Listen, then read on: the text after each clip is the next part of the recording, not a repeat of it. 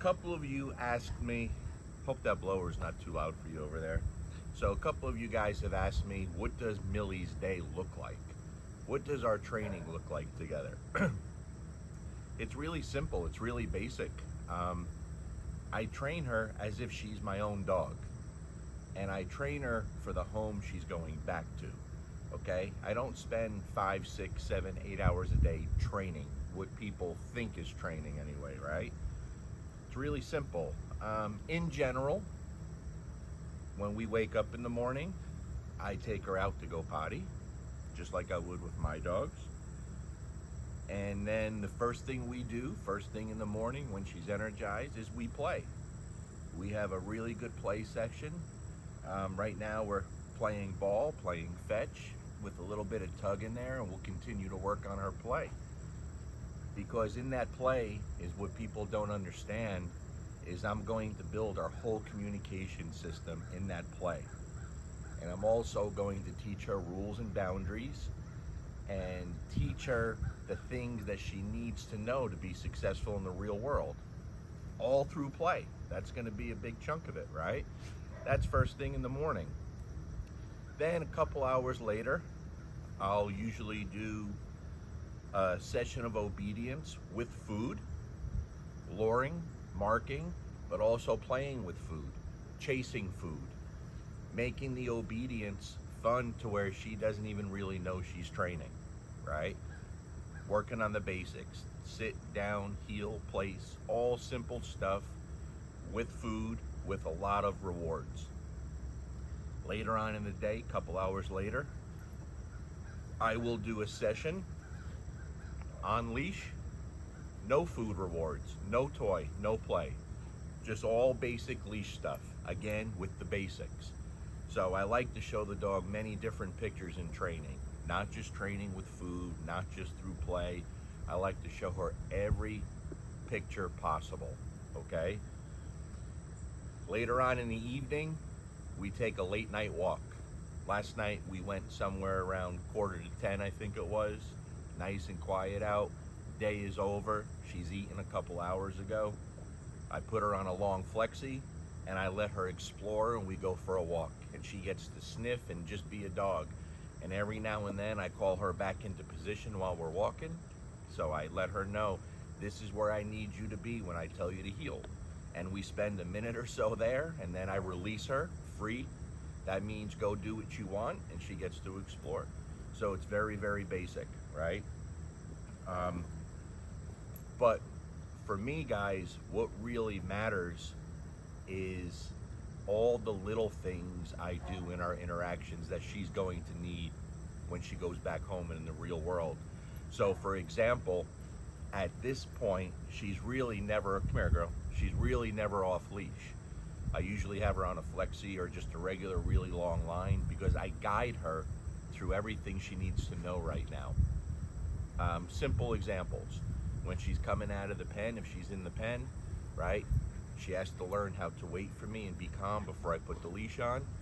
Doorways. Doorways are important because where she's going to be spending her days, especially with a lot of kids, we can't afford her to bolt out of doorways. It could be tragic. It's a busy area. She has to learn to respect doorways and not rush through the door.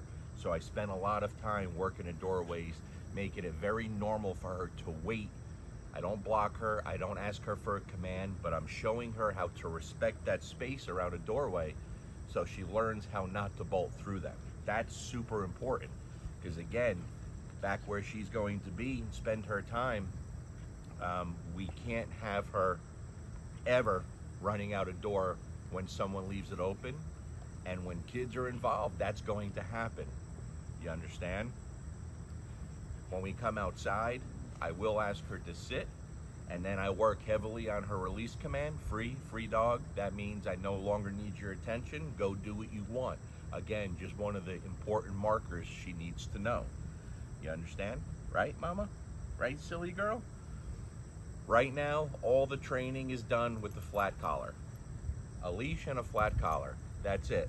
She's got a nice little leather collar on here. That's where all the training is done. I teach her all her behaviors. all her commands, all the obedience stuff. And listen, guys, the obedience with most dogs is super easy. A monkey can do it, right? With this dog, she's so smart and so easy. The obedience is no big deal. It's necessary, but it's a small part of what she needs. But it's all done in a flat collar. Now, as she starts to understand everything I need from her, come here, girl.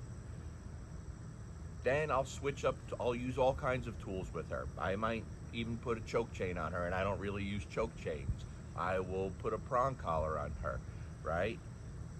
I will eventually put the e-collar on her for that off-leash freedom, right? She has to be able to run off-leash. And right now, if she gets off-leash, she's going, right? She's not sticking around. You're not sticking around, right, sweetie? So that's really important. But what people don't understand, like, and when I say people, I mean the illusionists, the people on the force-free side that will see somebody with a prong collar or a choke chain or an e-collar, and you know they're doing simple things, simple obedience, and they'll say, well, I don't need an e-collar to teach that. I don't need a prong collar. It's so ridiculous, right? I don't use fear or pain in training. So at no time when I'm working with her and teaching her all her behaviors, will I force her to do anything? Will I fear her into doing something? Or will I cause pain to get her to do something? I just don't do it. It's not necessary, right? In fact, as far as punishment goes, there will be no punishment while she's here. There's no reason for me to use punishment for anything with this dog. Do you understand what I'm saying?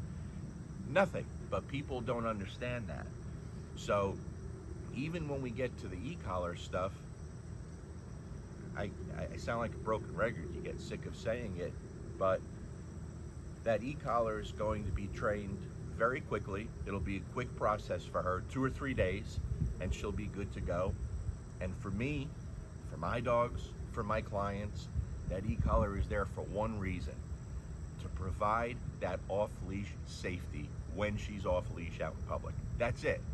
It's not going to be part of her obedience routine. I'm not going to be reinforcing sits and downs in place with the e-collar. I just don't do it. There's no reason for me to do it. You understand? Even when I get to the point where, let's say I'm proofing her obedience, and we have to proof the obedience. And when I say proof it, I mean truly proof it, right?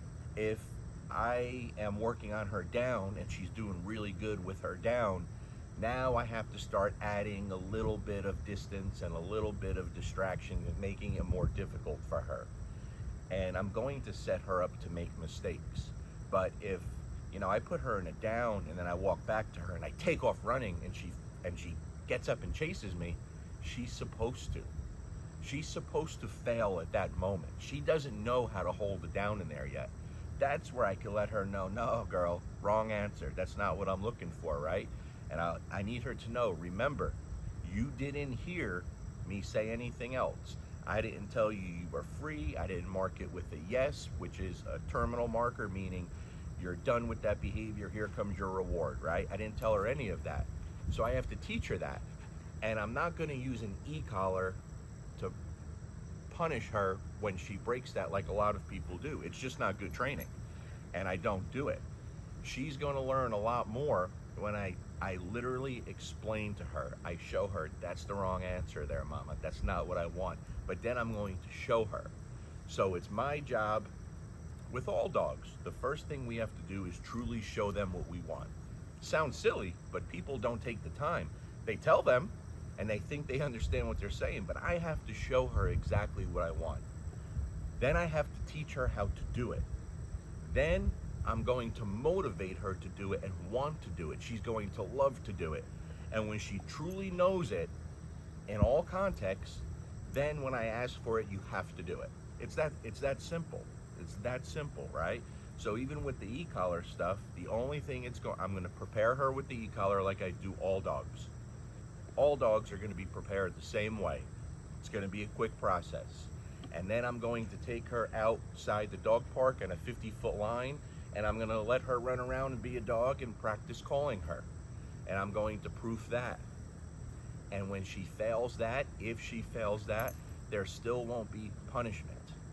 Like, true punishment is not going to happen, right? Simple, basic, negative reinforcement is a very powerful teaching tool. Very, very powerful. It's my job how to teach her how to escape any type of pressure that I'm using. Anything, whatever I'm using, whether it's spatial pressure, leash pressure, or pressure from an e-collar. My job is to teach her how to escape it. And if I do my job properly, then she learns how to avoid it by doing what she already truly knows very well. It's that simple. It is that simple. We'll spend a lot of time hanging out and doing nothing, right? I'm going to sit on my floor and open a book and read to her. It's part of what she'll be doing. So I get to show her different pictures there. And if she struggles with that or has trouble sitting around and listening to me and while we're doing that, I want her to want to do that. So I have to show her what that job means, but which also means I have to put that on a very unique cue. I need to give her something, let her know, right now we're gonna lay down and we're going to read. Just like if she's going to do that with a child. So it's my job to make all the communication super, super clear, right? Now, when I post this, people will have more questions. Like, there's no schedule set in stone. If I feel like doing this today, that's what we're going to do. If I feel like doing that, that's what we're going to do. But the few things I told you throughout the day, that's just a standard basic guideline. I'll train many different ways with her throughout the day, many different tools, right? We'll play a lot. It's all going to be that. Now, when we get to the e-collar stuff, because that's what people are going to ask, remember, you have a few different, let's say, different levels of stimulation that we focus on. When I start with her, just like with all dogs, we're focusing on levels that are barely perceived, right? We take advantage of that beginning moment when all dogs have that moment of confusion. They don't know what that strange sensation is, and it's a level that is barely perceived. Once we get into the training, then we start moving to, low annoyance, minor annoyance. That's what it is to her, right? And it depends where we are in the training, right? Then later on, as we start proofing behaviors, it'll be a stronger annoyance. When we talk about that intermittent phase, again, which will be very short, but eventually when we start proofing behaviors in the real world, and we ask her for example, like we're walking down the street and she's got her nose in something really deep, she's into some good poop or something, and I say, Millie, come, and she hesitates, and now when I tap that e-collar to reinforce what she truly knows, it's going to be at a stronger annoyance, okay? That's simple. But when there's bigger violations and I need her to respond, is there a chance that we have to use discomfort at some point? Of course. For her to truly know and want to avoid it, for example, if she's on a 50-foot line and she takes off after a dog, whether it's to play or to fight, she's not going to want to fight, but even to play, she can't do that. You understand? So there has to be a higher level annoyance there. There has to be some discomfort when she says, I don't want to come to you right now, right? And then that final thing we talk about, people talk about act of God corrections. Will she ever see that? No. That's so rare. Sometimes I hate that we ever even talked about it, right? Because, I'm sorry, I'm sweating like crazy. It's 95 degrees. But that just doesn't happen, guys. Like, it's so rare that that happens. That's saved for something, your dog's off leash and it's taken out into a busy road, right? What do people do that don't use e-collars? I can tell you what they do. They don't let their dog off leash and they live a very unfulfilled life. That's why that tool is so valuable. It provides you that safety that if she was going to make a horrible mistake and something said to her, I have to get on the other side of that road, and she's running into a busy street or anything that can cause her real serious harm, that's where things are sent to her, where we explain to her, unacceptable, you will never do that again, right? The underground fence. Think of the underground fence. Why does it work? Because it teaches the dog with very clear visual markers, very clear audio markers through the ear, right? Sound, audible markers, right? And then there's a high level correction implemented. But it'll keep the dog in. They'll never make the mistake again. But you'll never see a dog with an underground fence that walks around the yard scared. Doesn't happen because there's no confusion. There's very clear messages sent to the dog. When you hear this beep, that means you're too far, go the other way. And eventually, you don't even need that. The dogs learn the boundaries really quick, you understand? So that's the progression of her training. Nothing sexy, nothing exciting. It's my job to bring the best out of her. That's it. I know it's so hot, girl. It's so hot. We're gonna go back in the air conditioning real soon. You got it? You got it? We're gonna go back in the air conditioning real soon. But that's it. That's a basic day, right? So play is first thing in the morning. Then we do some food work with obedience, right? But we still play with the food. We make it fun. Then we do just leash work where there's no rewards whatsoever, just release commands and obedience. Nice long walk at night on a flexi. Little bit of healing next to me nicely so she knows how to. And that's it. And once she's doing real good with everything, then we start adding different tools, getting her comfortable with all tools, and then when I send her home, it's not my job to pick what the owner wants to use. Then the owner can use any tool she's comfortable with, and it won't make a difference with the dog.